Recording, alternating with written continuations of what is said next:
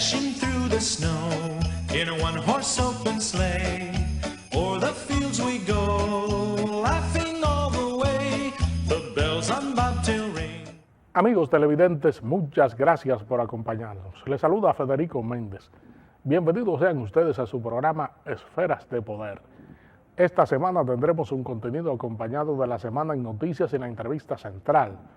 Hoy contaremos con la comparecencia del experto en Derecho Constitucional y catedrático universitario, el doctor Nanfis Rodríguez. Con él abordaremos una serie de temas de alto interés para la ciudadanía aquí en Esferas de Poder. El presidente Danilo Medina puso en marcha un plan piloto del programa República Digital Educación. Durante la actividad desarrollada en el Politécnico Francisco Alberto Caamaño Deñó, se dotó de una computadora portátil a cada estudiante del centro. El ministro de Educación Andrés Navarro explicó que esta iniciativa procura reducir la brecha digital, facilitando la conectividad y el acceso universal y gratuito a través de diversos tipos de dispositivos electrónicos. Durante los 9 primeros meses de 2017 se registraron 1.217 muertes por accidentes de tráfico en la República Dominicana, cifra que supone un descenso del 25% frente a los 1.623 víctimas mortales contabilizadas por esta causa en el mismo periodo de 2016.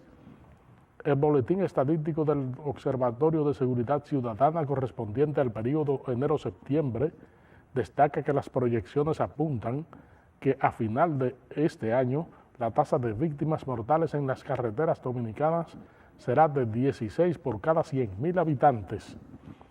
El nieto del dictador Rafael Leónidas Trujillo, Ramfis Trujillo Domínguez, lanzó sus aspiraciones presidenciales con promesas de refundar el país para enfrentar la corrupción, la inseguridad, regresar la gloria a las Fuerzas Armadas y rescatar a la nación de la invasión haitiana.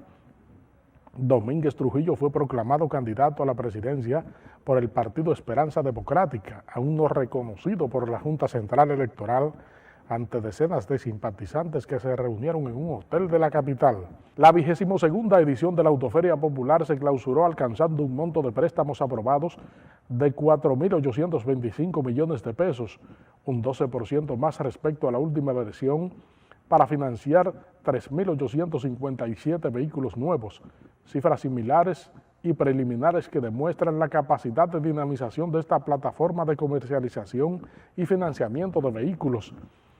El monto promedio financiado fue de 1.3 millones de pesos, siendo de nuevo las jipetas la gama más demandada. Y el presidente de los Estados Unidos, Donald Trump, afirmó que la decisión que anunciará en breve sobre el reconocimiento de Jerusalén como capital de Israel debería haberse tomado hace tiempo e insinuó que sus predecesores evitaron adoptarla por cobardía. Creo que es una decisión que debería haberse tomado hace tiempo.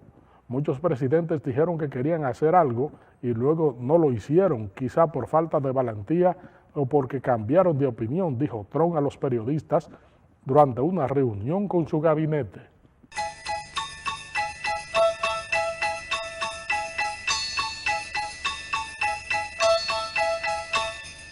Dashing through the snow in a one-horse open sleigh, o'er the fields we go, laughing all the way, the bells on bobtail ring.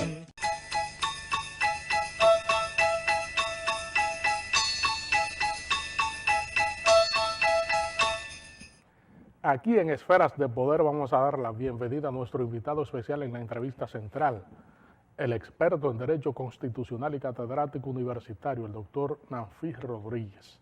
Muchísimas gracias por el honor de estar con nosotros aquí en Esferas de Poder.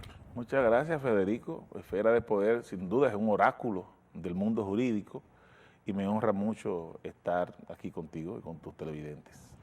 Bueno, con usted que es un experto, un hombre de la academia, de las aulas, pero también del debate jurídico-político del país, no debemos dejar de aprovechar un tema candente en los actuales momentos. El foco de atención a nivel jurídico-político, las primarias abiertas, cerradas o semiabiertas. Bueno, todas las denominaciones que le ha dado el mundo jurídico a este debate. ¿En qué usted cree que va a parar esto y cuál es la posición jurídica tangible en toda esta marejada que se ha armado?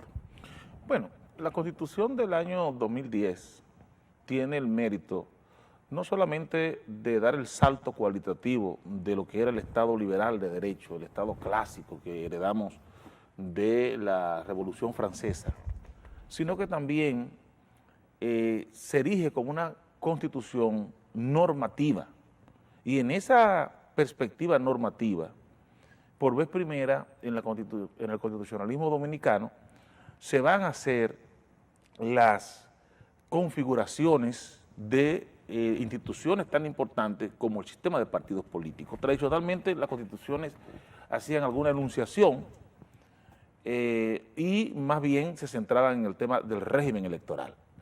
Pero en la actual Constitución, a partir del artículo 216, hay una constitucionalización del régimen de partidos políticos en República Dominicana. Y esa constitucionalización está dada sobre un trípode, esencialmente, que es sobre el derecho de asociación, el derecho de reunión y el derecho de libertad de expresión, porque los partidos políticos son medio de expresión y de intermediación entre el Estado y la sociedad. Consecuentemente, ¿qué puede pasar con una ley que regule los partidos políticos? ¿Qué tiene que pasar con una ley que regule los partidos políticos?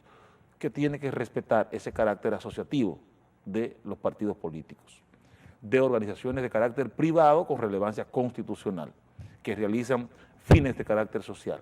No puede darse una ley que erosione el principio de libertad de asociación, porque no solamente afectaría el tema constitucional, sino el mismo tema de la Convención Americana de Derechos Humanos, que establece el derecho de asociación política, libre asociación política, por lo que nosotros estamos de manera indefectible abocados a respetar el sistema jurídico en la regulación de los partidos políticos. De definirse las primarias abiertas en los partidos políticos y simultáneas, esa figura jurídica no colidiría con los principios constitucionales del país. Obviamente que sí, pero no solamente colide con los principios constitucionales y con el derecho a la autodeterminación que tienen los miembros del partido a decidir el futuro y a decidir el modelo de democracia interna que quieren implementar,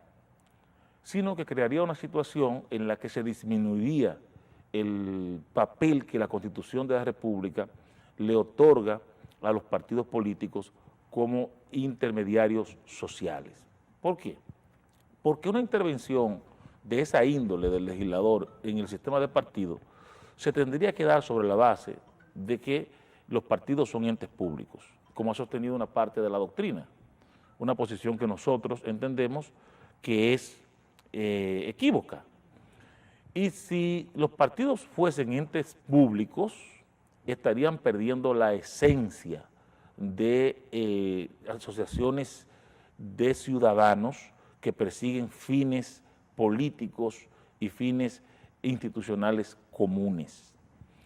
Consecuentemente, tú estarías reduciendo el rol que los partidos políticos tienen hoy día en la Constitución Dominicana como entes de intermediación en los problemas sociales y de expresión de las inquietudes y de los ciudadanos frente al Estado. Es decir, estamos hablando de que el derecho de libertad de asociación es fundamental para que el sistema de partidos políticos pueda preservar su esencia. Es el núcleo duro del sistema de partidos políticos. ¿Por qué está cerrado, a juicio de usted, que sustenta su posición jurídica y que doctrinariamente ha estado escribiendo y exponiendo frecuentemente por los medios de comunicación, el tema de las primarias abiertas y simultáneas en los partidos políticos? Mira, yo creo que el tema no es de primarias abiertas y simultáneas. El tema más bien es de la imposición de un modelo de democracia interna a los partidos. Actualmente, en el sistema electoral dominicano, los partidos pueden hacer primarias abiertas, como ha pasado, por ejemplo, como pasó con el Partido Revolucionario Dominicano, o hacer primarias cerradas. Y al ejercer ese derecho de autodeterminación, del modelo de primaria por el que quieren optar, pues no hay ninguna contravención constitucional. Ahora, desde el momento que tú le digas a los partidos políticos que tienen que hacer primarias cerradas o primarias abiertas, está haciendo una intervención que lesiona el derecho de libre asociación. Es decir, que esa decisión tiene que adoptarla internamente el partido y no a través de una normativa. El tema es que la Constitución de la República, en el artículo 216, establece el principio de, primero, de libertad de asociación. Sí, dice, los partidos políticos, las agrupaciones, etcétera, se constituyen sobre la libertad de asociación. Segundo, sobre democracia, la democracia interna. Es decir, el modelo de democracia interna son los partidos los que tienen que dárselo. Y tercero, sobre la transparencia pública. ¿Cuál es el tema de por qué a los partidos hay que preservarle esas garantías constitucionales, que son garantías institucionales? Porque los partidos políticos tienen como fin sustentar la lucha por el poder político. Por eso, incluso la Constitución de la República y la Convención Americana de Derechos Humanos establece que el único límite que existe al derecho de libre asociación política es el límite de las cláusulas pétreas de la Constitución. Es decir, que no pueden asociarse con fines que contravengan, por ejemplo, el régimen republicano o el régimen de democracia representativa que establece la Constitución de la República. Esos son los únicos límites que se configuran frente a ese derecho. Una intervención más intensa implicaría el desconocimiento o la morigeración jurídica de ese derecho. Consecuentemente, entonces plantearía un problema de carácter constitucional, plantearía un problema de cuál es la naturaleza jurídica de los partidos políticos. ¿Hacia dónde podemos ver dónde se encamina este tema? ¿Qué usted cree? ¿Cuál es el resultado que se puede pronosticar, vaticinar o el ambiente que se avisora con esto? Bueno, el artículo 6 de la Constitución establece el principio de supremacía constitucional. Consecuentemente, todos los órganos públicos y los ciudadanos estamos sujetos al ordenamiento de la Constitución de la República, norma suprema del Estado. Eso implica que cualquier decisión legislativa tiene que estar dada en el contexto de los preceptos y los principios que establece la Constitución de la República para los partidos políticos y debe garantizar asegurar esas garantías institucionales y jurídicas, porque estamos hablando de un tema que es nodal para el sistema democrático, que es el sistema de partidos políticos. Pero amén de eso, que ya de por sí no es poca cosa, es suficiente cuando estamos hablando de la supremacía constitucional e incluso de la innovación que la Constitución de la República establece en ese artículo 6, que antes, en la vieja Constitución de 1966, se refería a una supremacía constitucional de los órganos o entes públicos, de los poderes públicos. Y hoy día la Constitución innova o trae la novedad en términos constitucionales de que la sujeción a su ordenamiento, la sumisión que se le debe, no solamente de los poderes públicos, sino de todos los ciudadanos. Si no es poca cosa eso. Pero al margen de esa cuestión, cuando analizamos el sistema de partidos en América Latina, solo 3 países han optado por el tema de primarias abiertas. Es decir, no es el modelo predominante, solamente en Chile, en Uruguay y en Argentina. Y en el caso de Chile, Chile acaba de emitir su Tribunal Constitucional una sentencia declarando inconstitucional las primarias abiertas por el tema de la simultaneidad y de la obligatoriedad, referido al tema de que los partidos pueden decidir el momento o el tema obligacional de las primarias, que existen otros medios también para garantizar la democracia interna, porque hablamos de primaria como si fuese el único sistema que permite garantizar la democracia interna. Pero, por ejemplo, en República Dominicana hemos tenido las asambleas de delegados, hemos tenido las asambleas plebiscitarias, etcétera. Es decir, el tema es garantizar la democracia interna. Entonces, el sistema de primarias abiertas no es el sistema predominante en América Latina. En los países donde ha estado en vigencia, como el caso chileno, acaba de ser declarado inconstitucional. En otros países, como el caso argentino, el modelo de partido y el modelo político argentino es un ornitorrinco en términos politológicos, que yo no creo que ningún partido, ningún país quiera imitarlo. Al punto de que hoy día esa deformación del modelo político y del modelo de partido de Argentina ha llevado no solo al tema de primarias abiertas, sino al tema de ley de lemas.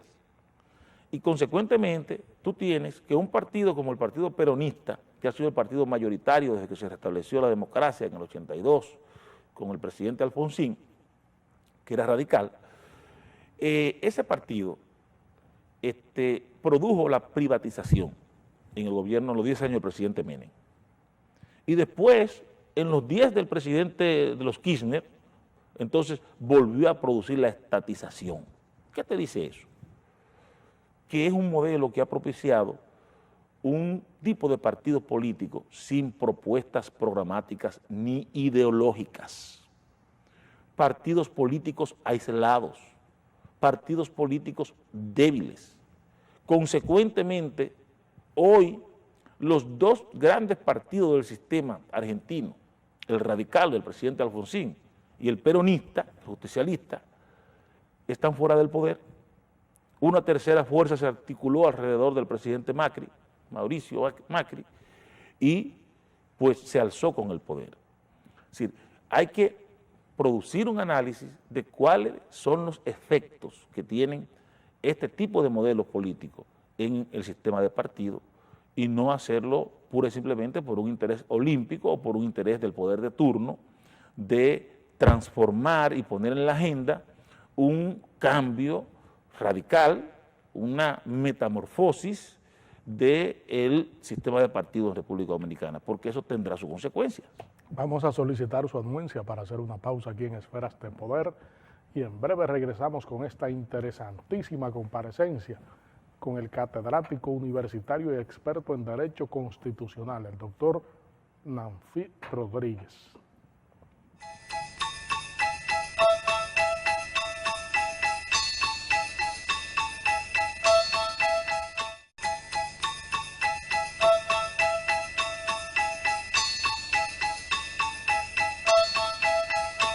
Estamos conversando aquí en Esferas de Poder con el catedrático universitario y experto en Derecho Constitucional, el doctor Nanfi Rodríguez. Doctor, entre grandes hay un gran debate, grandes constitucionalistas como usted, que tienen una posición, una tesis sobre la situación actual acerca de la instauración de una ley de partidos políticos que apareje la figura jurídica de las primarias. Y otros que se abanderan a que está abierta esa posibilidad y que no chocaría con ningún principio constitucional. Realmente queremos saber por qué hay un debate tan profundo y tan marcado en esta coyuntura entre grandes figuras del derecho constitucional en el país que han sido abanderadas de una posición en torno a los temas constitucionales, por ejemplo, de temas cerrados que no pueden ser abiertos.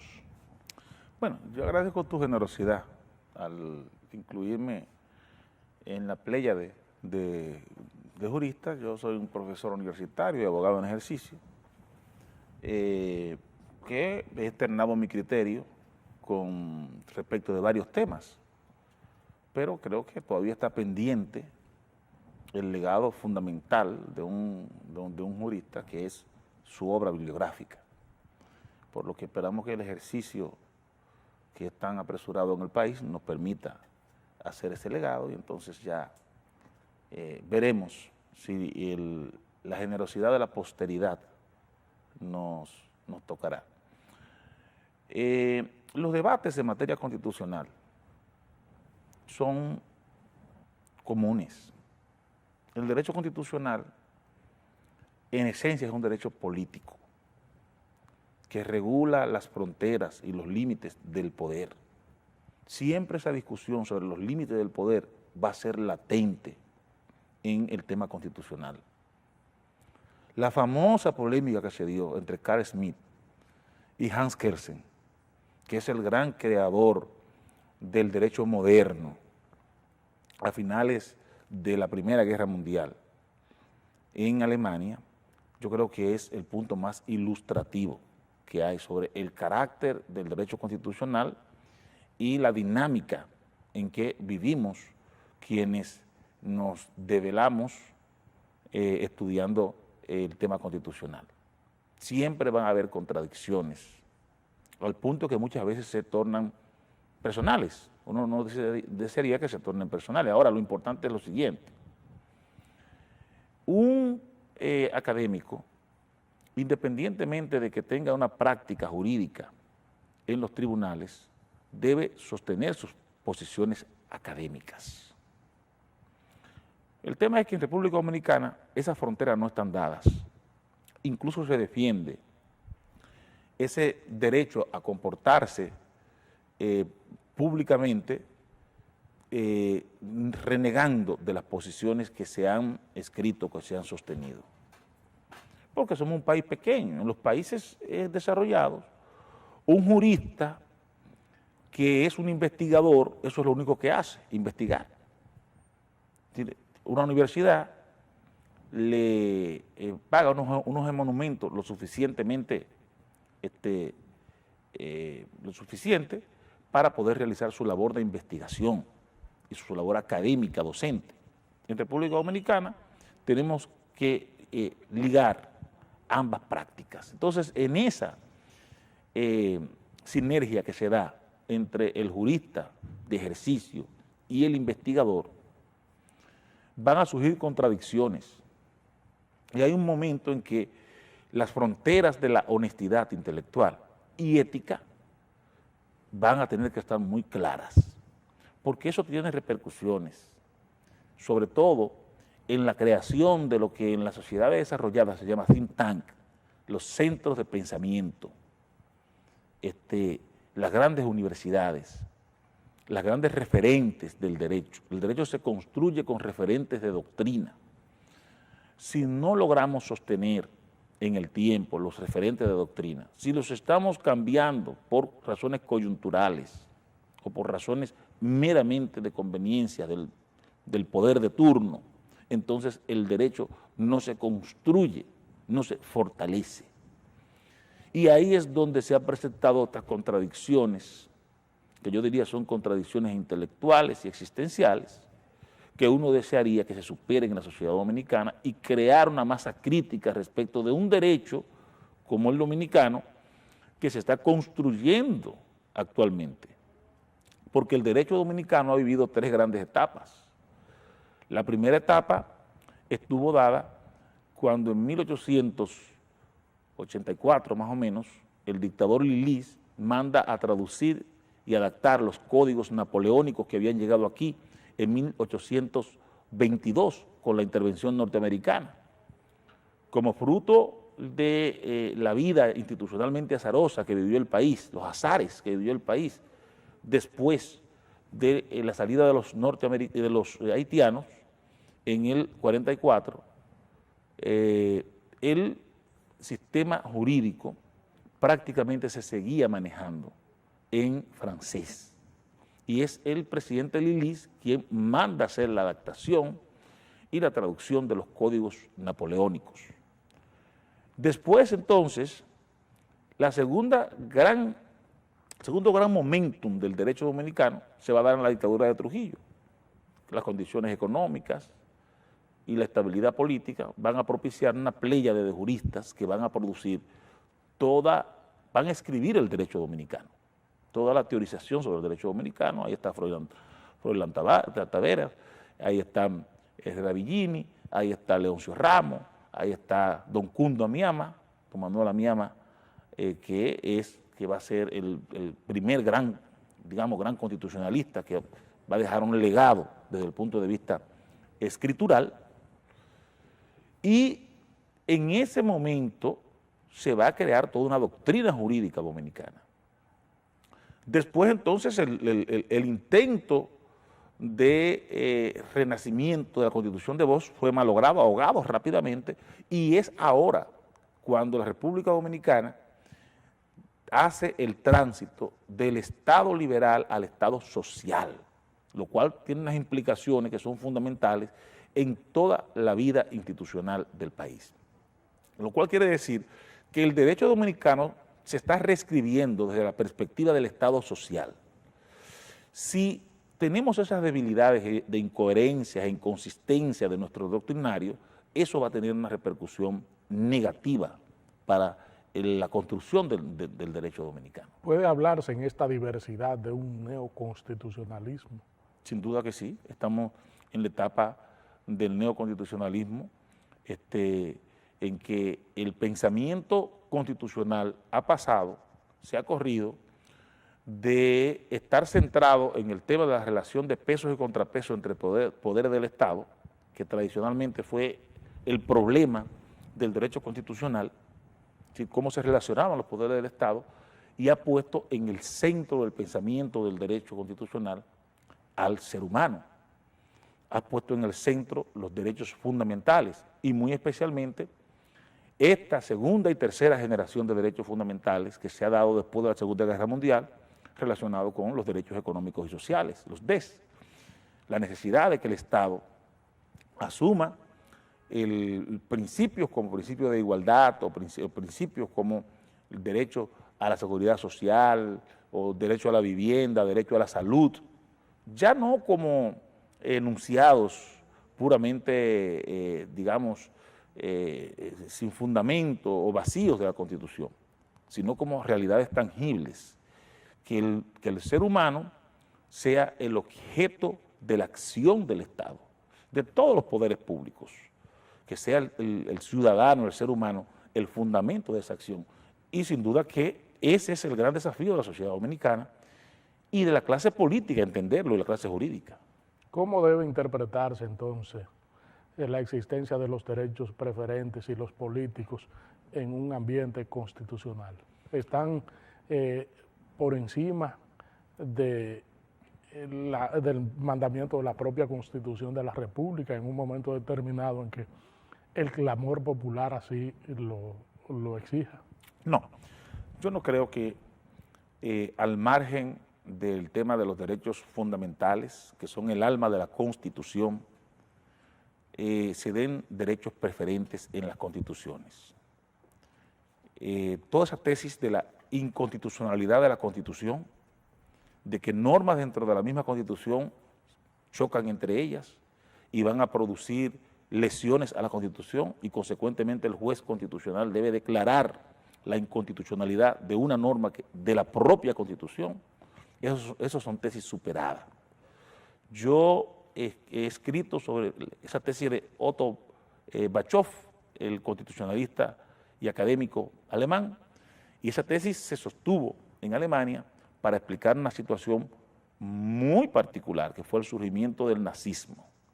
Después, y el profesor Belaunde ha hecho precisiones sobre eso, después ya el propio autor de esa tesis la descontinuó, dijo que no tenía sentido. Sirvió obviamente para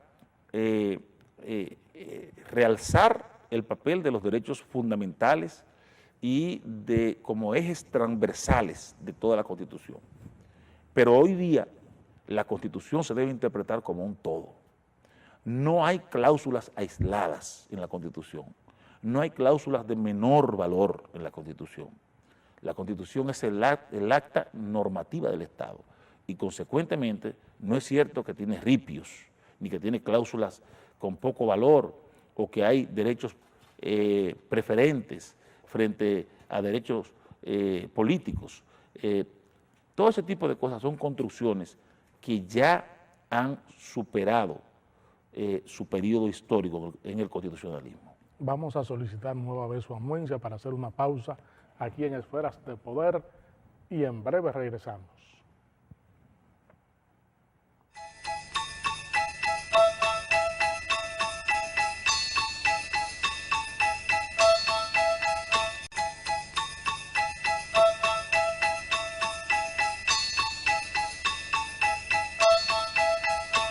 Doctor Nafis Rodríguez, fíjese, esta pregunta surge precisamente de la exposición anterior suya acerca de los derechos preferentes y políticos. Al parecer hay una tendencia que se ha apañado de países de América Latina.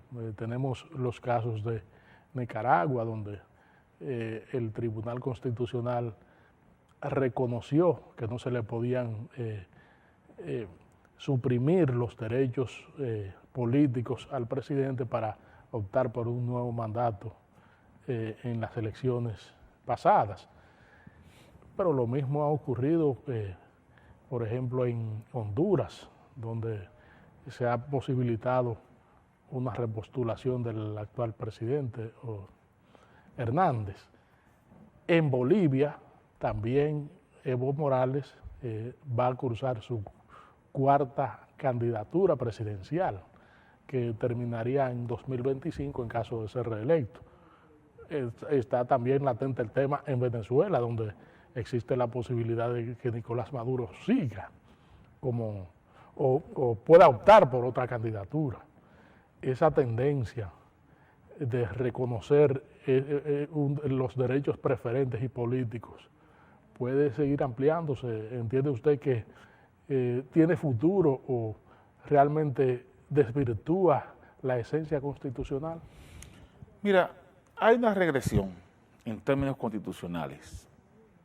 América Latina, durante la década que acaba de pasar, en medio de los movimientos sociales, se dio constituciones que proclamaban el Estado social. Todos esos países que tú has mencionado, casi todos hicieron reformas constitucionales en ese periodo. Se configuraron unos derechos y unos objetivos de la democracia que en el transcurso del ejercicio del poder se han ido perdiendo, porque estamos retornando al autoritarismo político. Regímenes que surgieron amparados de una prédica y un discurso de carácter liberal o de izquierda, han ido degenerando ideológicamente en regímenes autoritarios que ejercen presión sobre la libertad de expresión, que no permiten el ejercicio pleno, por ejemplo, de los derechos políticos, muchas contradicciones. Y finalmente todo este tema relacionado con la alternancia en el poder.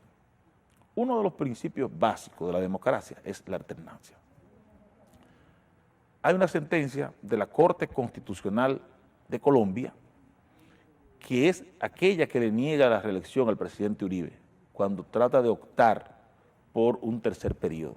Esa sentencia es muy importante, porque esa sentencia, y a pesar de que el juez ponente en el proyecto presentaba una serie de fallas procesales del mecanismo de la ley que convocaba a referendo, los jueces se apartaron de ese tema y entonces fueron sobre los principios generales del sistema político democrático. ¿Y qué dijeron? Dijeron que un tercer periodo constitucional, además de violar el principio de alternancia, también viola principios como el de soberanía de los poderes del Estado, principios como el de igualdad, de transparencia. Es decir, hacen una valoración de lo que significa el continuismo ilimitado en el poder. En el caso de los países que hemos mencionado, son países que sin duda están en un proceso regresivo, a lo cual no escapa la realidad dominicana. En República Dominicana vivimos en el año 2015 una reforma constitucional matizada por la violencia económica y por la violencia política, para imponer el único objetivo, la reelección del presidente de la República, con lo cual perdimos una de las conquistas más importantes de la democracia después de la caída de Trujillo, que fue poner límite al reeleccionismo y al continuismo del presidente de la República, un objetivo que solamente se había logrado con la Constitución de Bosch, pero que duró menos que una cucaracha en un gallinero. Finalmente, la clase política se puso de acuerdo y en esa Constitución del 2010 llegamos a una fórmula presidencial en que se prohíbe el continuismo, el reeleccionismo del presidente en ejercicio en términos inmediatos y le dimos para atrás en la reforma del 2015. Eso quiere decir que cuando tú tomas ese elemento y tomas elementos, por ejemplo, como el tema de las leyes orgánicas, que en el Congreso, cuando se planteó ese debate sobre el presupuesto nacional, de un malletazo se dijo que no eran orgánicas la ley de presupuesto, si la ley que cada año hay que votar, sino la ley marco. Y tú sabes lo que significa eso. Eso significa que ya para el tema de la planificación en la inversión pública no se necesita entonces que la clase política en esta correlación de fuerza se ponga de acuerdo. Consecuentemente, el tema de la Estrategia Nacional de Desarrollo está mandado a guardar. Y después tú ves ese tema de la reforma constitucional y ahora tú ves este tema del desmembramiento del sistema de partidos políticos. Te das cuenta que hay un desmonte de los principios fundamentales de la Constitución del año 2010. Consecuentemente hay una regresión constitucional.